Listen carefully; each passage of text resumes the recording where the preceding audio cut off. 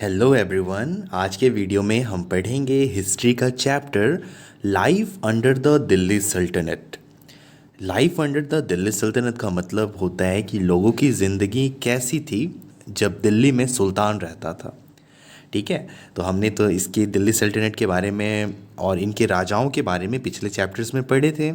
और इस चैप्टर में हम पढ़ेंगे कि लोगों की ज़िंदगी कैसी होती थी, लोग कैसे रहते थे, बहुत खुशी खुशी रहते थे या डरे सहमे से रहते थे।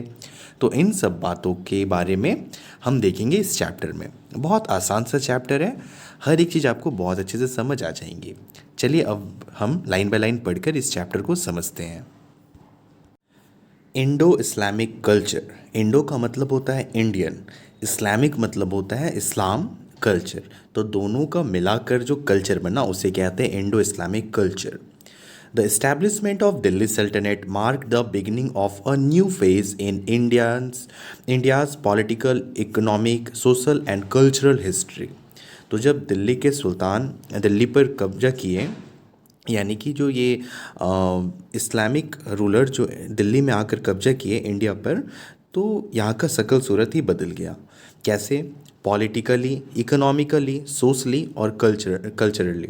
ठीक है, ओवर 300 ईयर्स, 300 साल तक of Islamic rule was bound to create a strong and enduring impact of Indian and its people. और ये सुल्तान जो थे ये कुछ 300 साल तक भारत पर रहे थे। द थ्री सेंचुरीज, सेंचुरीज मतलब एक सेंचुरी होता है 100 साल का, तो 3 सेंचुरी हो गया 300 ईयर्स का। Of interaction between the Turko India Afghan ruler and traditional Indians culture has a deep impact on the Indian society. तो 300 साल तक अगर कोई राज करेगा तो हम लोग भी तो उसका कस्टम, उसका कल्चर फॉलो करने लगेंगे ना। तो उसी तरीके से यहाँ पर कहा गया है कि जब 300 साल तक रहा तो हम लोग भी उनके इम्पैक्ट पे आ गए और उन लोगों के जैसा कल्चर अपनाने लगे। Out of their fusion emerged a new pattern of the composite Indo Islamic culture. और एक नया मतलब फैशन के जैसा निकला, उससे कहने लगे इंडो इस्लामिक कल्चर, जिसमें कि इंडियन कल्चर भी था और इस्लामिक कल्चर भी था। इंडियन कल्चर और इस्लामिक कल्चर को जब मिला देंगे तो कहेंगे इंडो इस्लामिक कल्चर। तो लाइफ अंडर द दिल्ली सल्तनत में सबसे पहले हम देखेंगे सोशल एंड कल्चरल लाइफ, कि लोग कैसे रहते थे, लोगों का एक दूसरे के साथ रिश्ता कैसा होता था। और कल्चरल लाइफ यानी कि क्या पहनते थे, क्या खाते थे। ठीक है, ये सब के बारे में पढ़ेंगे। तो सबसे पहले सोसाइटी। तो सोसाइटी कैसा था, उस वक्त का समाज कैसा था। सोसाइटी ड्यूरिंग द सल्तनत period was divided into 4 major group. 4 major group में सोसाइटी बटी हुई थी। पहला था एरिस्टोक्रेसी। एरिस्टोक्रेसी का मतलब होता है जो बहुत बड़े बड़े लोग होते हैं, अमीर लोग होते हैं, हाई क्लास के लोग होते हैं, उन्हें ही कहा जाता है एरिस्टोक्रेसी। तो सबसे पहले देखते हैं कि ये जो बड़े बड़े लोग हैं इनका ज़िंदगी कैसा हुआ करता था। तो aristocracy, this was the ruling class. ये रूलिंग क्लास थे, यानी कि ये लोग ही रूल करते थे पूरे दुनिया देश को। It consist of the sultan, the noble, the Hindu rajas and princes and the landlords.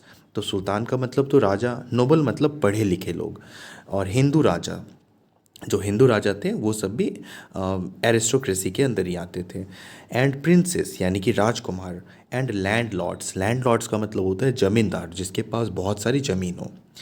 This was the most powerful social group. ये सभी बहुत ही पावरफुल सोशल ग्रुप थे। पावरफुल क्यों? Because it had wealth and power, क्योंकि इनके पास बहुत संपत्ति थी, और जिसके पास संपत्ति है उसके पास पावर है। The people of this group enjoyed a lavish life style. और इस ग्रुप के जो पीपल थे ना, इस ग्रुप के जो लोग थे वो बहुत मस्त से अपना ज़िंदगी जीते थे, मस्त अपना ज़िंदगी बिताते थे। नाउ आफ्टर एरिस्टोक्रेसी यानी कि बड़े बड़े लोगों के बाद अब हम देखते हैं प्रिस्ट के बारे में। प्रिस्ट का मतलब होता है धर्म गुरु। वो किसी भी धर्म के हो सकते हैं, हिंदू के भी हो सकते हैं, मुस्लिम के भी हो सकते हैं। तो जो धर्म के गुरु होते हैं ना उसे कहते हैं प्रिस्ट। प्रिस्ट यानी कि पुजारी, मौलवी, यही सब। तो उनका ज़िंदगी कैसा होता था उस वक्त। This group includes the ulemas, Maulvis, Khwajis, and Brahmins. The ulemas and the Brahman held important position in the administration. तो ये जो उलेमास और ब्राह्मण्स होते थे ना, तो ये बहुत इंपॉर्टेंट पोजीशन होता था इसका एडमिनिस्ट्रेशन में, मतलब कि राज्य चलाने में। इम्पॉर्टेंट पोजीशन कैसे? क्योंकि राजा जब भी कभी कोई काम करते थे ना, तो ये जो होता है ना मुहूर्त दिखाकर काम करवाना, तो उस टाइप के राजा पहले बहुत ज़्यादा थे। तो वो मौलवी से या फिर जो ब्राह्मण्स होते थे उनसे पहले सलाह एडवाइस ले लेते थे कि कब करवाना चाहिए काम। तो इसलिए यहाँ पे लिखा गया है कि इम्पॉर्टेंट पोजीशन था इसका एडमिनिस्ट्रेशन में इन लोगों का, जो उलेमास थे और जो ब्राह्मण्स थे उनका। दे वर रिच, ये सभी अमीर थे, एंड प्रॉस्परस, प्रॉस्परस मतलब बहुत खुश, मतलब बहुत खुश, बहुत संपत्ति थी इनके पास। The ulemas were the chief adviser of the to the sultan, और जो उलेमास था ना वो चीफ एडवाइज़र मतलब सबसे मेन एडवाइज़र होता था सुल्तान का, कि सुल्तान को क्या करना है ये सारी बातें बताता था। Generally the sultan try to keep the ulemas happy, मतलब कि जो सुल्तान होता था ना, मतलब वो यूलेमास को हैप्पी रखना चाहता था, क्योंकि मतलब एक जो हम लोग का डर है कि कोई श्राप दे देगा या फिर कुछ कर देगा ऐसा जिससे कि किंगडम ही पूरा ख़त्म हो जाए, तो ये सब बात है। और इनको खुश रखना ज़रूरी था, क्योंकि लोग जो थे ना वो किंग पर तो विश्वास करते थे, पर कहीं ना इन मौलवीज, उलेमास और ब्राह्मण्स पे भी बहुत ज़्यादा विश्वास करते थे। But there were few sultan who did not allow the ulemas to control their policy, कुछ राजा थे जो कि ऐसा चाहें कि उलेमास उनके जो भी डिसीजन है उसके बीच में ना आए, जैसे कि अलाउद्दीन खिलजी, तो ये बिल्कुल भी उलेमास को देखना नहीं चाहते थे। The Brahmins were generally honoured in the Hindu society, और जो ब्राह्मण्स थे उनको बहुत इज़्ज़त मिलता था हिंदू सोसाइटी में, इनफैक्ट आज भी बहुत इज़्ज़त मिलता है उनको।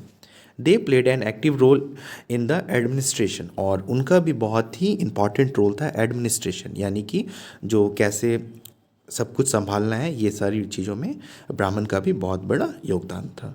फॉर एग्ज़ाम्पल आप देख लो ना, आज के ज़माने में भी अगर किसी को शादी करना होता है तो वो तो पहले जाते हैं ना पंडित जी के पास कि आप मुझे सही मुहूर्त बताइए, तो उसी तरीके से पहले भी होता था।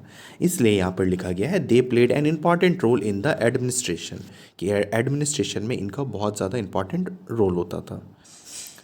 After studying about the priests we will see about the town dwellers. Town dwellers किसे कहते हैं?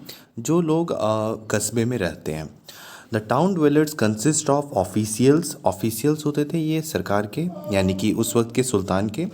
आर्टिशियंस मतलब जो आर्टिस्ट होते थे। क्राफ्ट्स पर्सन यानी कि एक ऐसा इंसान जो किसी सामान से कोई चीज़ बनाए। मर्चेंट्स यानी कि बिजनेसमैन, व्यापारी। स्लेव्स यानी कि नौकर या डोमेस्टिक सर्वेंट्स, या कि जो घर के नौकर होते थे वो सारे टाउन ड्वेलर्स के अंदर आते थे।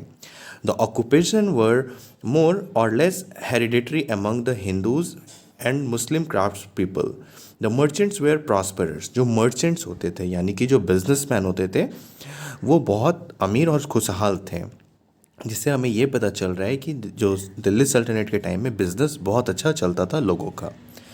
Now we will see about the last section of the society which is peasants. Peasants का मतलब होता है किसान, किसानों के बारे में कि किसान की क्या स्थिति थी ये पढ़ेंगे।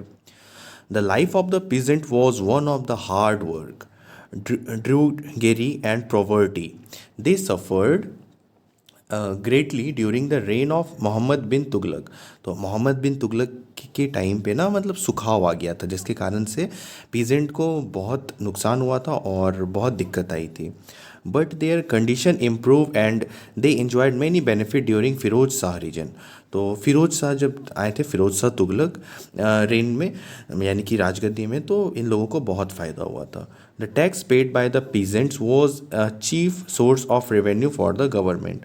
और जो सबसे ज़्यादा पैसे आते थे ना वो किसान से आते थे। तो जो राजा थे वो सबसे ज़्यादा टैक्स लेते थे किसानों से। तो ये बातें हैं, ठीक है। और यहाँ पे एक टेबल के हेल्प से यहाँ पे बताया गया है कि एरिस्टोक्रेसी में कौन कौन है आता है। तो एरिस्टोक्रेसी में आता है रूलिंग क्लास, यानी कि जो रूल करता है। Sultan, noble Hindu rajas, princes and landlords. कैसा होता था? तो पावरफुल और वेल्दी। कैसा लाइफ स्टाइल होता था? तो लैविश लाइफ स्टाइल, मतलब एकदम ऐश मौज वाली ज़िंदगी। फिर आता है प्रिस्ट। प्रिस्ट का मतलब धर्मगुरु। होल्डर्स ऑफ एडमिनिस्ट्रेशन पोजीशन और एडवाइज़र, तो ये राजा को सलाह देता था, जो सुल्तान होते थे उसे सलाह देता था, और जो भी मुहूर्त वाली सारी चीज़ें होती थी तो ये सभी प्रिस्ट ही करते थे।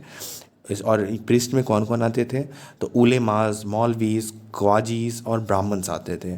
इनका पोजीशन कैसा था, तो ये रिच थे, प्रॉस्परस थे और रिस्पेक्टेड थे, सोसाइटी में इनका बहुत इज्जत था। फिर आते हैं टाउन ड्वेलर्स। टाउन ड्वेलर्स में कौन कौन आते थे, टाउन ड्वेलर्स में आते थे official, artisans, craft person, merchant, slave और डोमेस्टिक सर्वेंट्स। और मर्चेंट कैसे थे, रिच और प्रॉस्परस, मतलब बहुत समृद्ध और खुश। Now comes the peasant. Peasant यानी कि किसान। किसान का स्थिति कैसा था, किसान का काम क्या था, तो कल्टिवेटर ऑफ क्रॉप्स, ये फसल उपजाते थे। Life of drudgery, hard work and poverty, मतलब गरीबी थी। Improve life style and prosperity during the reign of Firoz Shah Tughlaq. जब फिरोज शाह तुगलक राजा थे ना, तब जाकर थोड़ी सी ज़िंदगी इन लोगों की आसान हुई और लाइफ स्टाइल थोड़ा अच्छा हुआ इन लोगों का। और land tax chief source of government revenue, और सबसे ज़्यादा जो टैक्स होता था वो किसानों से लिया जाता था। तो ये थे यहाँ तक, ठीक है। उसके बाद जो है ना, आगे से मैं कंटिन्यू करूँगा इस वीडियो के पार्ट सेकेंड में, ठीक है। तो आई होप आपको यहाँ तक अच्छे से समझ में आ गया। पार्ट सेकेंड वीडियो अगर आप मुझसे पढ़ना चाहते हो ना, तो आपको डिस्क्रिप्शन में एक व्हाट्सएप नंबर मिलेगा, वहाँ पर जाकर आप मुझसे कांटेक्ट करना, ठीक है। मैं आपको पार्ट 2 प्रोवाइड कर दूँगा। Thank you so much for watching this video.